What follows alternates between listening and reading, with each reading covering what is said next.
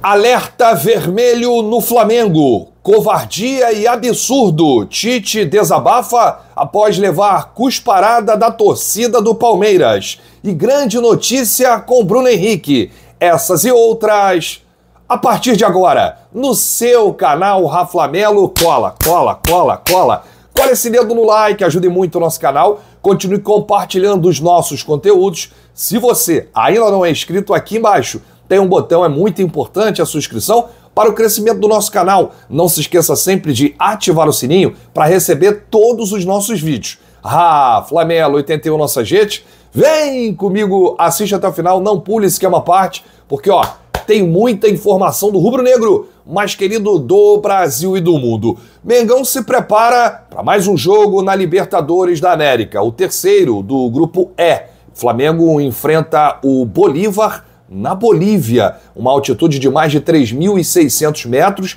aí tem todo um planejamento, logística, que a gente vai explicar aqui ao longo do dia. É hora de virar a chave, o Flamengo precisa aí de um resultado importante fora de casa. Mas ainda trazendo os bastidores, tudo que viralizou no jogo de ontem, tem aí o desabafo do Tite, né? Uma fala muito importante do treinador, tem o Bruno Henrique, a grande notícia que a gente vai trazer aqui, e o alerta vermelho.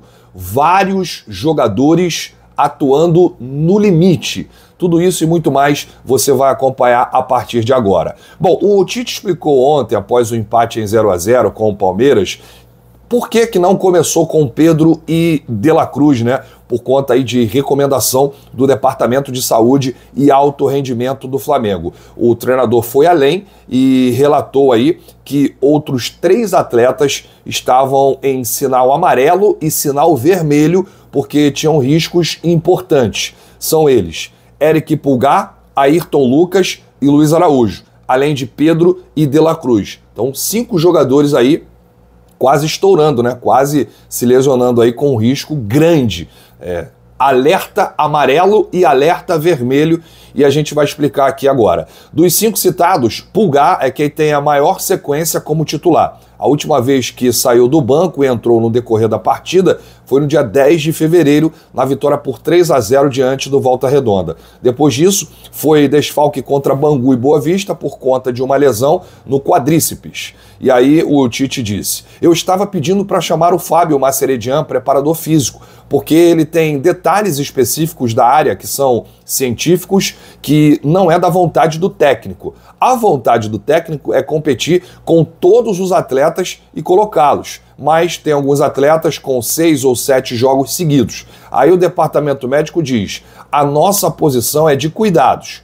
Hoje, especificamente, tínhamos Pedro, Nico, Ayrton, Eric e Luiz Araújo, que estavam em sinal amarelo e vermelho porque tinham riscos importantes. E aí você pode perder jogador para 6 ou 7 jogos, disse Tite.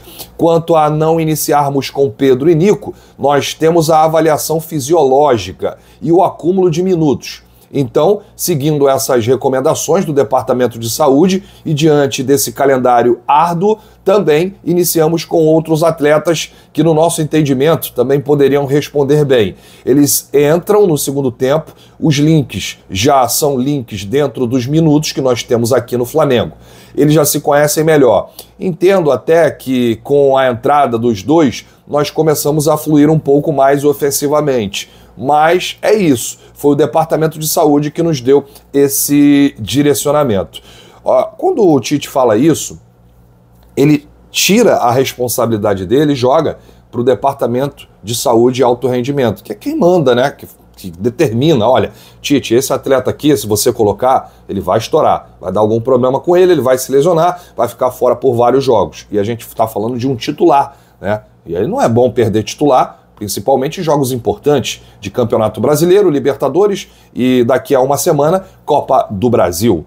Dos 5 jogadores citados por Tite, dentre os que estavam em sinal amarelo ou vermelho em relação a riscos, todos descansaram recentemente.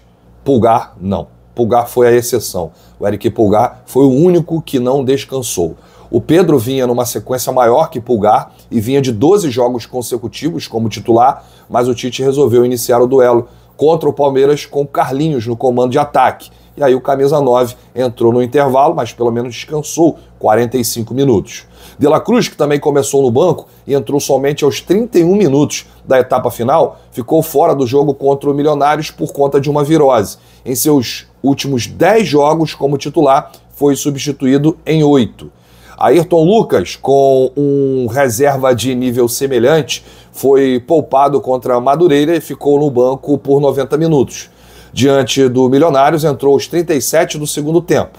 Luiz Araújo, recentemente, começou no banco, também na partida diante dos colombianos e contra o São Paulo. Mas contra o São Paulo ele teve que entrar logo na lesão do Everton Cebolinha aos 12 minutos da primeira etapa. Apesar de toda a importância que adquiriu no elenco desde a chegada de Sampaoli, Eric Pulgar tem chance de ser poupado contra o Bolívar no próximo jogo da Libertadores na altitude quarta-feira. Os treinos de segunda, hoje, e terça, amanhã, trarão a resposta. Sobre o jogo, o Tite disse: pega a parte da tua pergunta e você já deu a resposta. Gramado que proporciona velocidade, arbitragem também, que poderia estar num nível melhor. Não é porque tomei amarelo, tem que ter um critério estabelecido. Foi a supremacia das duas equipes do processo de marcação, com dois modelos diferentes de contato em cima da criatividade. Nos poucos momentos em que as equipes tiveram criatividade, não houve a conclusão. Eu queria que vocês deixassem aqui um comentário sobre essa situação aí, da ordem que vem de cima do Departamento de Saúde e Alto Rendimento, para que o Tite possa poupar o jogador A, poupar o jogador B, alerta amarelo, alerta vermelho. Por quê? É uma opinião que é muito dividida dentro da torcida. Muitos acham que o Tite tem que passar por cima dessa recomendação e colocar o jogador no risco em determinados jogos, em jogos importantes. Outros têm a ciência e a opinião de que o Tite está certo, porque o Tite está recebendo ordens. Não é da vontade dele. Por ele, inclusive falou ontem na coletiva, ele colocaria os melhores jogadores todos os jogos, mas isso é impossível por conta da fisiologia. Então existe aí um departamento que trata disso, cuida disso, o jogador atua com uma espécie de GPS para dizer quem é que está num alerta maior, num alerta menor, quem pode jogar os 90 minutos, quem não pode, quem tem que ser substituído. É muito importante o torcedor comentar aqui no nosso vídeo. Fábio Maceredian, preparador físico, apareceu na coletiva para explicar o porquê do Flamengo estar poupando atletas. E ele disse: a gente precisa entender que o jogo está cada vez mais intenso, mais rápido, mais veloz. Você freia muito mais e muda a direção muito mais vezes. Tem um artigo publicado em 2015 ou 2016 que acompanhou 7 temporadas da Premier League, 2006-2007 a 2012-2013. Resultado final: distância percorrida não alterou, só 2%. Números de piques em velocidade, 85% a mais. Ações de alta intensidade, como freada, mudança de direção, aceleração e desaceleração, 55% a mais. Tudo isso com certeza aumenta e muito as demandas físicas dos atletas. Isso faz com que todos nós tenhamos atenção individualizada de cada atleta. Então lá no Flamengo, nós temos um departamento que faz uma análise bioquímica. O nosso fisiologista traz toda a avaliação de termografia mais a minutagem do jogo. Então, todos os dados são compilados e nós nos reunimos para tomar a melhor decisão. O objetivo, vejam bem, não é a prevenção de lesão. Esqueçam disso, porque vai machucar. Todos os times machucam. A Europa toda machuca. A América do Sul toda machuca. Futebol é um esporte de excelência. Você leva o atleta ao seu mais alto nível físico. Como o Cebolinha teve uma lesão, miotendinia. É isso aí mesmo, miotendinia. Agora, de gastrocnêmio. Vai acontecer. Principalmente agora que o calendário está congestionado. São palavras difíceis, gente, que a gente não está acostumado a falar aqui. E aí ele continua: nós fizemos o 7º jogo consecutivo, ou seja, sem parar. Então, com o calendário congestionado, o número de lesões aumenta consideravelmente. Isso também tem o artigo 2005, que também mostra um aumento de 5,6% a mais quando o calendário está aí congestionado em comparação a quando não está congestionado. Então, com todos esses dados, nós nos reunimos e aí tomamos a decisão de tirar o atleta A, o atleta B, o atleta C. Por quê? Porque a performance dele começa a cair. A decisão é sempre do treinador. Nós passamos informações a ele. Estamos todos juntos para ajudar a tomar a melhor decisão. O objetivo é melhorar a performance do atleta e recuperá-lo. Bom, gente, eu acho que a gente conseguiu aqui explicar tudo o que aconteceu na coletiva de ontem. Foi uma coletiva em que 3 participaram, não só o Tite. Tite, César Sampaio, que é auxiliar direto do Tite, e o Fábio Maceredian, que é o preparador físico, um dos maiores do país, para explicar aí essa situação, por que o Tite não começou o jogo com fulano, por que começou com cicrano. Então, o torcedor já tem aí uma certa noção. Bom, uma covardia ontem, um absurdo aconteceu com o Tite. Você pode não gostar do trabalho do Tite, você pode discordar de algumas ideias, mas o que aconteceu, acho que é uma decisão unânime do torcedor rubro-negro de abraçar e apoiar o nosso treinador. O Tite pediu respeito no futebol após afirmar que levou uma cusparada na cabeça no Allianz Parque durante o empate contra o Palmeiras na tarde de ontem. Ao fim da coletiva, o treinador pediu a palavra e disse que precisou se limpar após ser alvo de torcedores do adversário. O treinador lembrou ainda que já trabalhou no Palmeiras e ajudou a evitar o rebaixamento do clube do Campeonato Brasileiro em 2006. E as palavras do Tite foram essas. Deixa eu fazer uma observação. A minha atividade como técnico, eu sei que ela é bastante exposta e eu tenho que aguentar todas as ofensas que vão de fora possíveis. E não é da torcida do Palmeiras. Elas são de algumas pessoas que talvez não tenham a condição de saber que tem um monte de criança que dá para educar. As ofensas são de jogo, mas cusparada é muito feio. Cara, eu tenho que limpar a minha cabeça e a minha roupa. Isso é muito feio, cara. E só para essas pessoas, não é para a torcida do Palmeiras.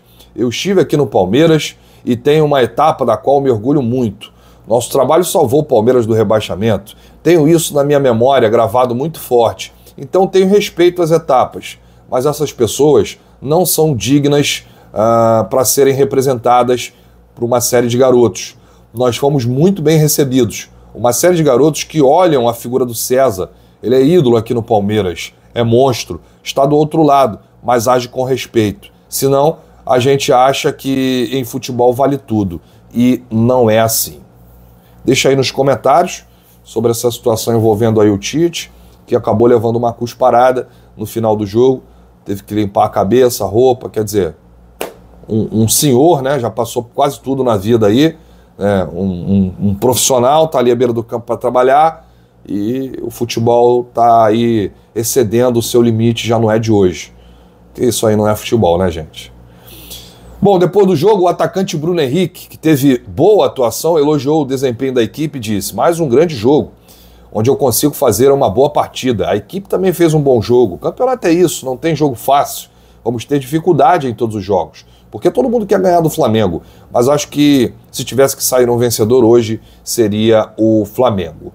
Com o resultado, o Mengão chega a 7 pontos, fica em segundo na tabela de classificação, né? Perdeu a liderança para o Red Bull Bragantino, que venceu o Corinthians por 1-0. O time voltou aí a campo na próxima, o time volta a campo, melhor dizendo, na próxima quarta-feira para enfrentar o Bolívia no estádio Hernando Salles, na Bolívia, pela terceira rodada da Conmebol Libertadores da América. Lembrando que ontem nós tivemos aí outros resultados, né, do Campeonato Brasileiro.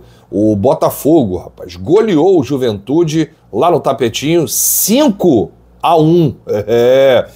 O Atlético Goianiense perdeu em casa para o São Paulo por 3-0. Teve ontem o Bavi, né? Vitória e Bahia terminou em 2-2. O Atlético Paranaense venceu em casa o Internacional por 1-0. Na classificação, Red Bull é o líder, Flamengo em segundo, o mesmo número de pontos. O Botafogo tá chegando, hein? Terceiro colocado Botafogo com 6 pontos. Já vi esse filme, hein? Atlético Paranaense é o quarto, com 6 pontos, e o Grêmio e Inter, quinto e sexto, respectivamente, com também 6 pontos. Começou emocionante aí, né? O Brasileirão, só que quarta-feira é Libertadores da América. E o que eu tinha para falar do Bruno Henrique é que ele está voltando a jogar. É uma grande notícia. Bruno Henrique vem evoluindo a cada jogo, vem se sentindo bem a cada partida, chamando cada vez mais a atenção do Tite e de toda a comissão técnica. Ontem fez um negócio de maluco na zaga do Palmeiras. O Palmeiras teve que segurar lá o Bruno Henrique.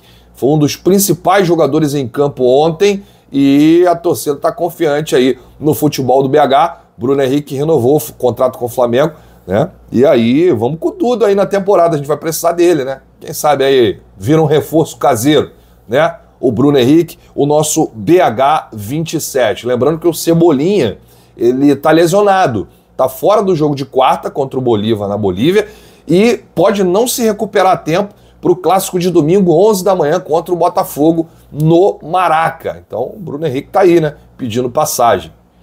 Eu volto ainda hoje com muitas informações do nosso Mengão. Se você chegou até aqui, é muito importante o seu like, o seu joinha, ajuda demais os nossos vídeos, ajuda demais o nosso canal. Repara se você está inscrito, botão inscreva-se aqui embaixo. Grande abraço, saudações rubro-negras, bate no peito, vamos com tudo, isso aqui é Flamengo. Valeu!